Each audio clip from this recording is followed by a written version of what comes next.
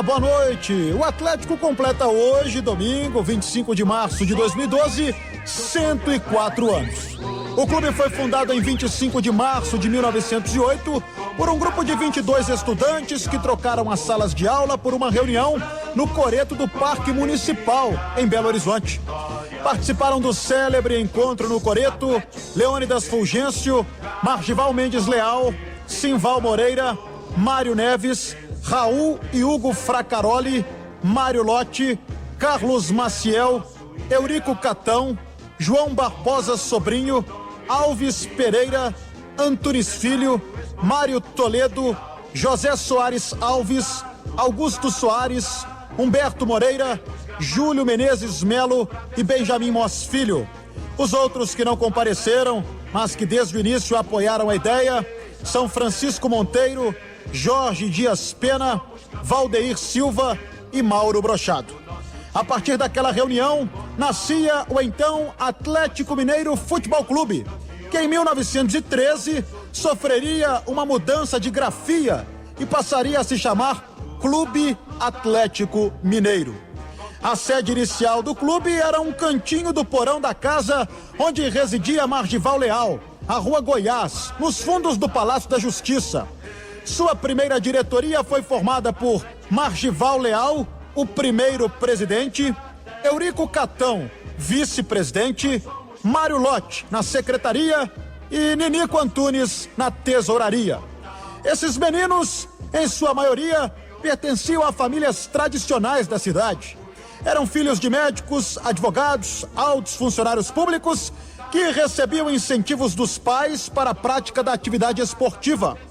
Inicialmente, usaram como campo para os seus jogos um terreno irregular em suas dimensões, localizado na Rua Guajajaras, entre as ruas São Paulo e Curitiba. O campo, como um espaço que não media mais do que 30 metros de largura por 70 de comprimento e que não havia marcas laterais. Nas saídas de bola, ela rolava para o barranco e as metas se constituíam de 2 paus colocados verticalmente e uma corda na horizontal para demarcar a altura. Após os jogos ou treinos, todo o material era recolhido. Em 1911, o clube conseguiu do então prefeito Olito Meirelles a cessão do campo que havia sido utilizado pelo primeiro clube de futebol da cidade, o Esporte Clube, situado na Avenida Paraopeba, hoje Augusto de Lima, onde se localiza o Minas Centro. Vicente Mota, autor do hino do Atlético, falecido em 2001, na sua última entrevista à Rádio Itatiaia, ao programa Bola Premiada, contou como o hino foi escrito. Boa tarde, amigos da Itatiaia, ouvintes do Bola Premiada. Prazer é todo meu, Bruno, falar com vocês aqui na Rádio de Minas. O hino do Clube Atlético Mineiro, como muita gente já sabe, mas é sempre bom repetir, em 67 eu era campeão de carnaval, que antigamente aqui tinha vice-campeão, todo mundo era campeão, né? Era Rômulo Paz, Jair Silva, Jadir Ambrosio. Então eu conquistei o título de campeão com a Morena de Santa Teresa, e o Alberto Perini, que era diretor do Atlético Mineiro, falou: pô, mas você escreve tão bem, você podia fazer o hino do Atlético. Eu, que já tinha nascido atleticano, falei: é mole para mim, né? Mas não foi mole não, foi 2 semanas de trabalho, com muito amor, com muito carinho. Acho que Deus sentou pertinho de mim e pegou nas minhas mãos assim, começou a me dar uma ajudazinha. E com 2 semanas estava pronto, mas o hino só foi lançado oficialmente mesmo em 1970, que infelizmente as gravadoras não queriam gravar o hino. Isso falar, inclusive, a bemol aqui do meu amigo Dirceu, conhece, né? Eu falei: não, isso aí não vai vender, não vai vender para meia dúzia de atleticano. Aí nós gravamos em 70 na CBS, explodiu, tinha as paradas de sucesso aí, com o Roberto Carlos em primeiro, o hino do Atlético em segundo, o hino do Atlético em primeiro, de vendagem, né? Disputando aí, foi em 1970, estamos completando 31 anos hoje de sucesso ininterrupto, com 34 gravações diferentes do hino.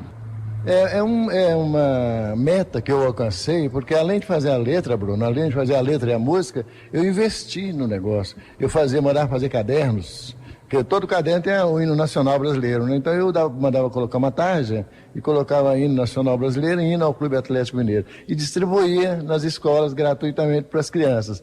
A criança que era atleticana levava para casa, o pai atleticano começaram a aprender. E eu fazia também, mandava nas gráficas, fazia 100 mil folhetos, por exemplo, que antigamente tinha jogo aqui de 110 mil pessoas no Mineirão, né? Eu fazia 50 mil, 60 mil, de acordo com a partida, e levava umas garotas para a porta do Mineirão. Nos folhetos estava escrito lá: atleticano, aprenda você também, cante o hino do Atlético. Então, é esse marketing que eu fiz em cima do hino. Foi hoje que nós estamos colhendo essa vitória, de saber a torcida do Atlético ser a única torcida de clube de futebol que canta o hino na íntegra.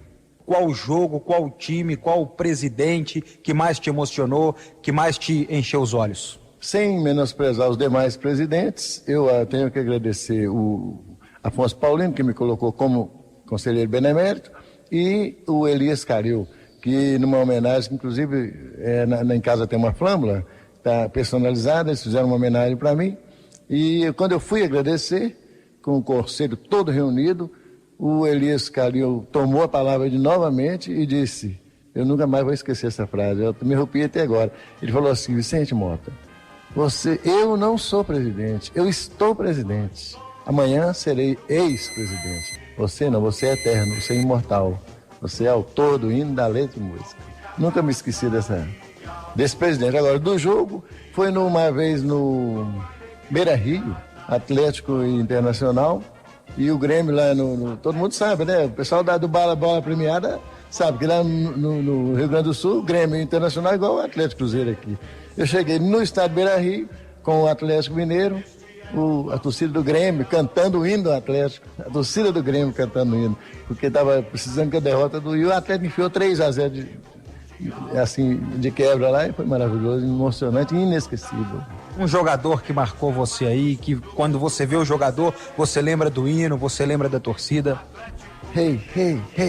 Reinaldo, nosso rei, esse é inclusive o meu amigo. O primeiro jogo oficial do Atlético foi realizado no dia 21 de março de 1909, em que o Galo venceu o Sport Clube Futebol, o time mais antigo da cidade, por 3-0 na casa do adversário. O campo do Sport ficou quase totalmente calado. Isso porque, às margens do gramado, um pequeno grupo de mulheres comemorava a vitória atleticana. Esse grupo era formado por Dona Alice Neves e suas amigas, que confeccionaram os uniformes que os atleticanos vestiam. Nas mãos do animado grupo de senhoras, uma bandeira preta e branca com um escudo oval localizado ao centro da bandeira tremulava. Esta era a bandeira que Dona Alice tinha elaborado e confeccionado. A primeira bandeira do Clube Atlético Mineiro.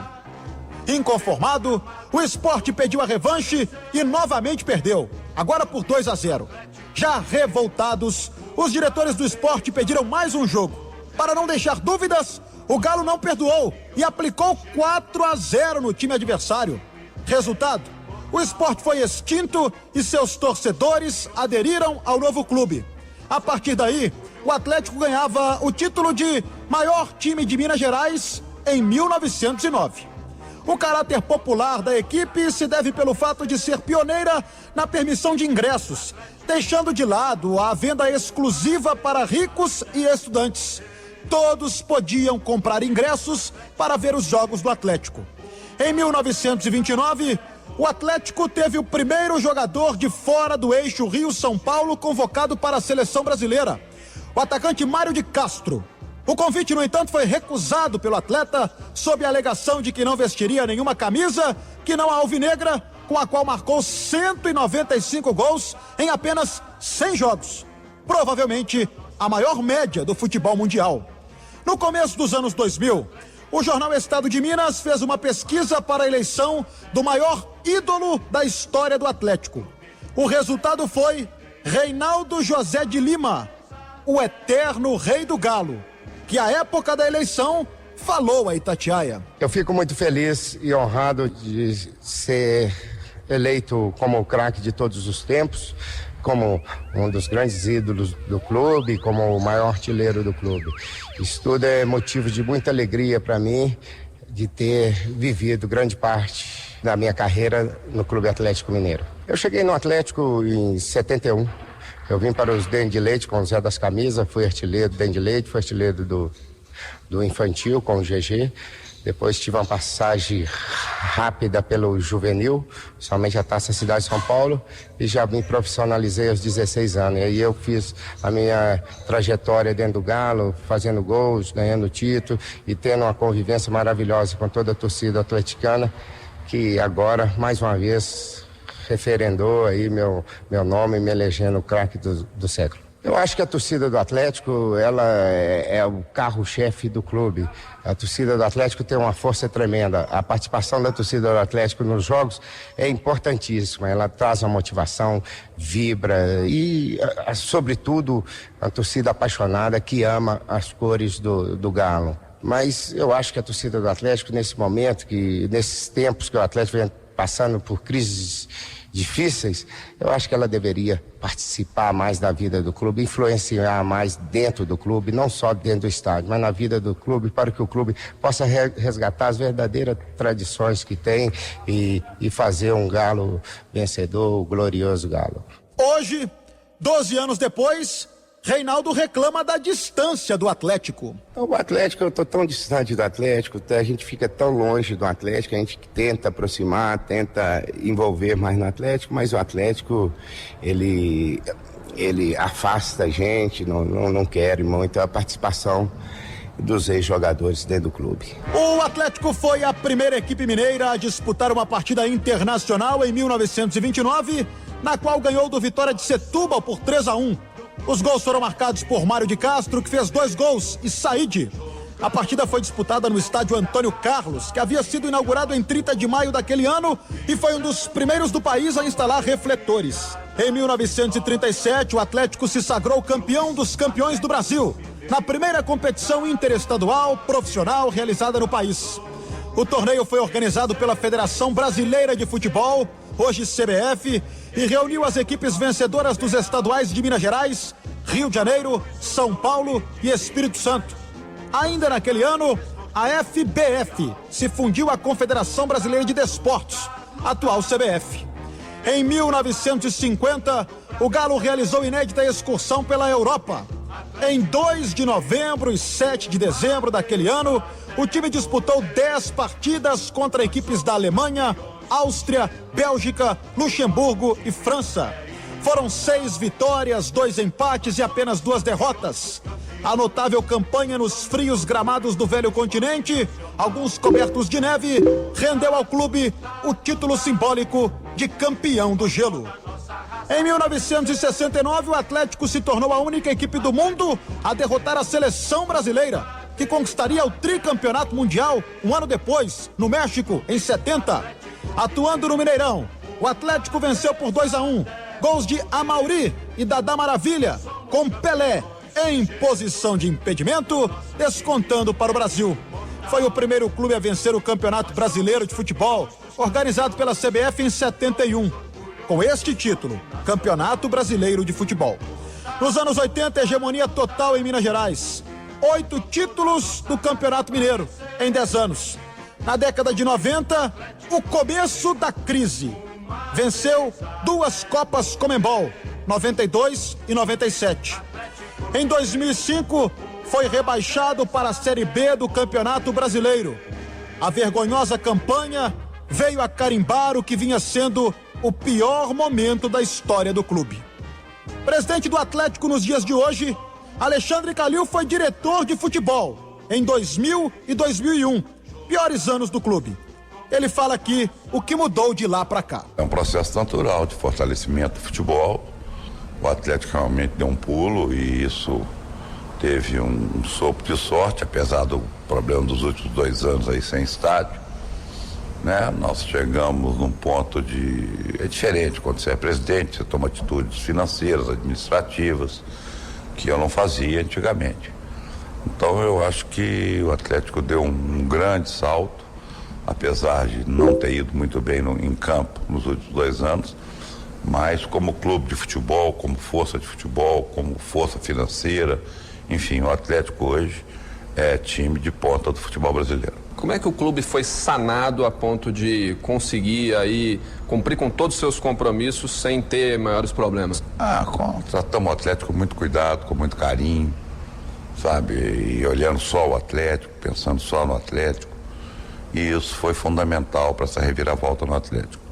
Então, uma equipe de atleticanos abnegados, que tomaram conta do Atlético, que tomam conta do Atlético como se fossem seus filhos, isso tudo ajuda muito. É uma equipe muito boa que está comigo desde que eu entrei, e isso não é o trabalho de um só, isso é o trabalho de uma equipe, cada um do seu setor, trabalhando todos os dias, com afinco, com o objetivo dessa recuperação que salta aos olhos mesmo e que nos deixa muito orgulhosos. O próximo presidente do Atlético vai encontrar um clube muito diferente daquele de antes de sua administração. Mas ainda algumas coisas devem acontecer dentro do Atlético, algumas coisas devem mudar. Que Atlético que você pretende deixar para o próximo presidente? Olha, um Atlético organizado, um Atlético enxuto, um Atlético saneado, um Atlético equilibrado. Enfim, eu acho que todo presidente tem que entregar o Atlético melhor do que pegou. Se todo presidente entregar o Atlético um pouco melhor do que pegou, a trilha do sucesso é inevitável. Como é que foi durante todo esse tempo, durante todos esses anos, trabalhar dentro de uma instituição a qual você ama? É difícil conseguir conciliar as coisas, o lado administrador e ao mesmo tempo o lado torcedor? Essa é uma pergunta que todo torcedor faz, né? Não, cuidado que você gosta é muito fácil, né? Duro deve ser o cara que não topa a mulher e tem que cuidar e sustentar ela ainda. Então, o cuidar do Atlético é muito gostoso. Cuidar do Atlético é o sonho de todo torcedor. Eu sou um cara que posso morrer tranquilo porque eu fui o mandatário máximo do clube que eu amo. Tão pouca gente pode falar isso, né? E eu amo muito o Atlético, muito, muito, muito.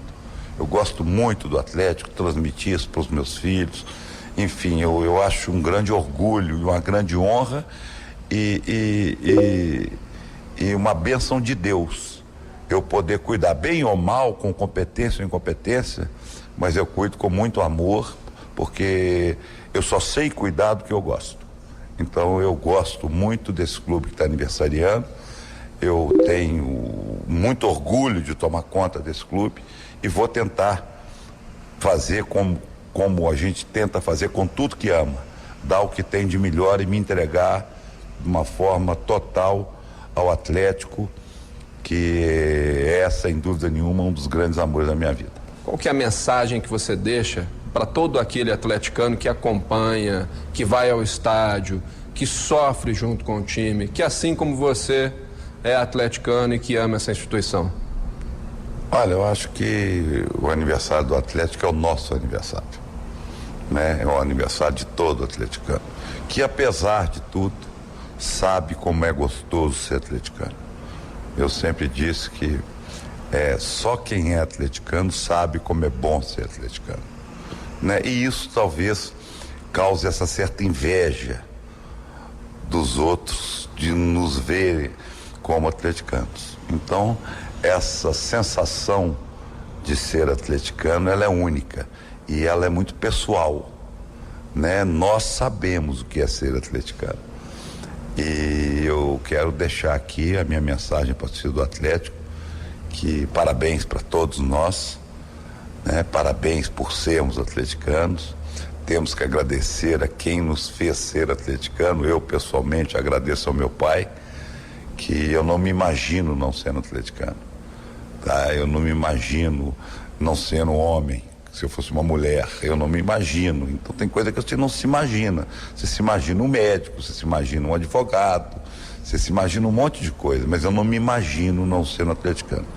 Então eu queria agradecer aqui ao papai por ter me feito atleticano, porque não interessa o tanto que eu chorei por esse clube, quantas piscinas eu enchi de lágrimas, mas nós sabemos que é muito importante e muito gostoso ser atleticano. Então, parabéns a nós todos e obrigado a Deus por nos fazer atleticanos. O escritor Roberto Drummond, um apaixonado pelo Atlético, morto em 2002, na sua última entrevista a Itatiaia, falava como começou a sua paixão pelo Galo. Olha, é uma alegria primeiro estar falando uma outra paixão da minha vida, que é a Rádio Itatiaia, que me acompanha e que eu acompanho desde que o Januário Carneiro criou E nesse tempo todo com Oswaldo Faria, Manuel Carneiro, Roberto Abras, Vili Gonza e todos.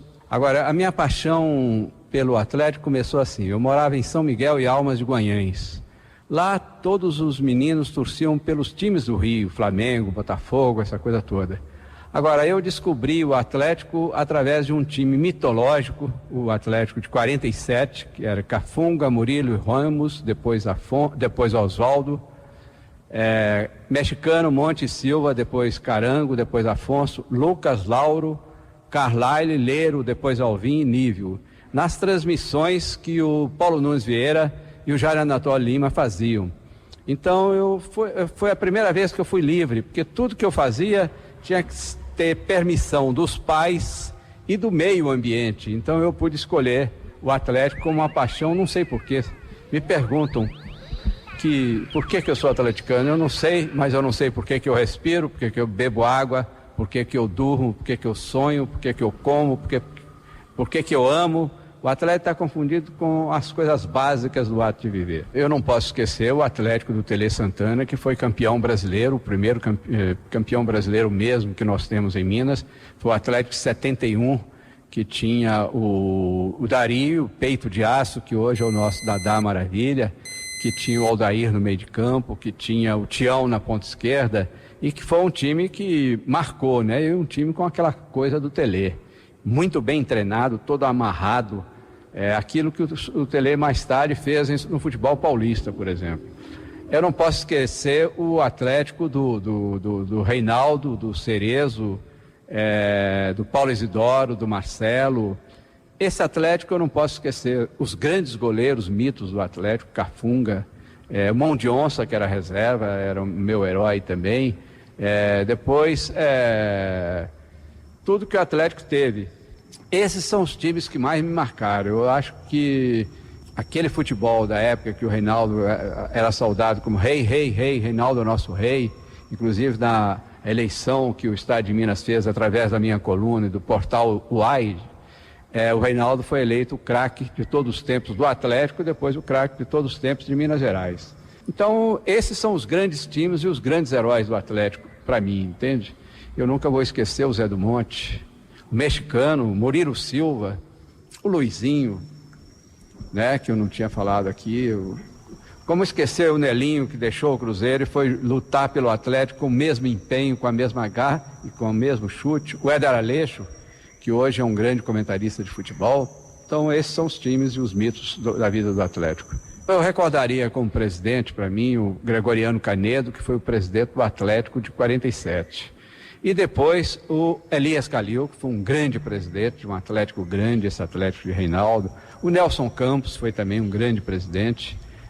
No início, depois eu acho que ele não foi tão grande, mas entrou para a história. O Fábio Fonseca era um presidente mitológico do Atlético, entende? Aquela coisa, ele se vestia de calça de linho branco, S120 e camisa preta. Tudo isso. A história mais assim, folclórica e inacreditável, eu tenho contado nessa minha volta ao Estado de Minas, contei, muita gente não acreditou. É o seguinte, um dia eu estava na redação do Estado de Minas, antigamente, na Rua Goiás, e o Marcelo Guzella me telefonou: olha, o Atlético fez uma reunião de emergência e preciso falar com você agora, vamos almoçar juntos. Fomos almoçar e então ele disse assim: o Atlético decidiu que é preciso casar o Reinaldo. Precisamos casar o Reinaldo e queremos que você nos ajude. Eu falei: tá bom, eu posso conversar com o Reinaldo. Conversei com o Reinaldo e no outro dia nos reunimos, o Reinaldo, o Guzella e eu. E o Guzella falou: Reinaldo, o Atlético quer que você case. Ele falou: noiva eu tenho, mas eu não tenho um apartamento. O Guzella respondeu: por isso não. Eu já estou autorizado pelo Atlético a te dar o apartamento como presente. Nós fazemos um reajuste no seu contrato, você ganha um apartamento zerinho. E o Reinaldo casou e mudou para um apartamento zerinho. Eu queria que você aí repetisse a célebre frase que você fez sobre o atleticano e que está hoje no edifício sede do Atlético, lá em Lourdes. E está nas carteirinhas de sócios do Atlético, e está também, aliás, de conselheiros do Atlético, está nos bares, está nos lugares todos. É o seguinte: se houver uma camisa branca e preta pendurada no varal durante uma tempestade, o atleticano torce contra o vento. Se houver uma camisa branca e preta pendurada no varal durante uma tempestade, o atleticano torce contra o vento. E viva Itatiaia! Correu, bateu, Éder, na falta, bola para boca, colocou o Sul, o Reinaldo cabeceou, vai entrando, Diego!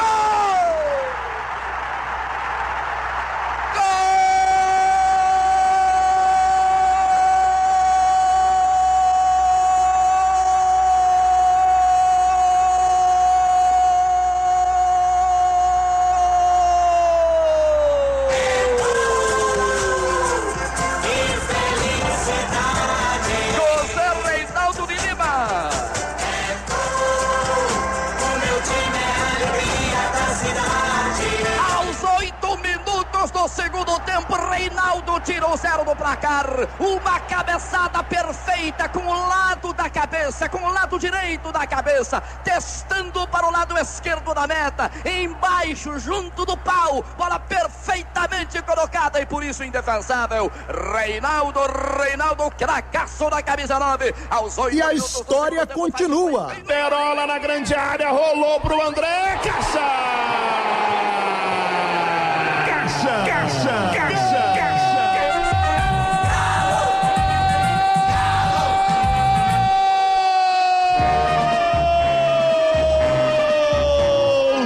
Do Galo! Nós somos Gabigudo! Levanta, chacoalha, massa atleticana pela quarta vez aqui na cidade de Divinópolis. Fica bicudo, é o quarto do Galo. Com a colaboração de Guilherme Gonzer, Bruno Azevedo, grande resenha esportiva dos domingos.